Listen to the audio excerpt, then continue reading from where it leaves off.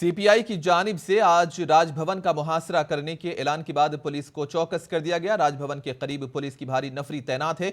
रियासत भर में सीपीआई के कारकुनों को हिरासत में लिया जा रहा है। पुलिस किसी भी नाखुशगवार वाक़ये से निमटने के लिए हिफाजती इक़दाम कर रही है। राजभवन के इर्द गिर्द सिक्योरिटी सख्त कर दी गई है। वाज़ेह है कि सीपीआई ने गवर्नर सिस्टम को खत्म करने का मुतालबा करते हुए राजभवन का मुहासरा करने का ऐलान किया। सीपीआई के रहनुमा ने इल्जाम लगाया है कि अब तक इस बात का कोई सबूत नहीं है कि गवर्नरी के निज़ाम ने जमहूरी अक़दार के तहफ़्फ़ुज़ के लिए काम किया है। इनका मुतालबा है कि गवर्नरी निज़ाम जमहूरियत को तबाह करता है, इसलिए इस निज़ाम को ही ख़त्म किया जाए।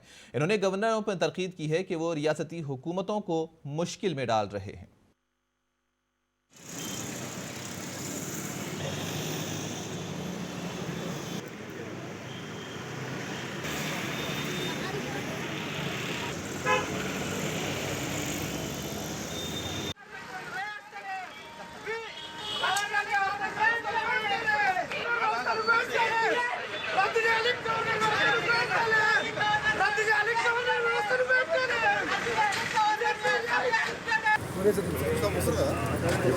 అవసరం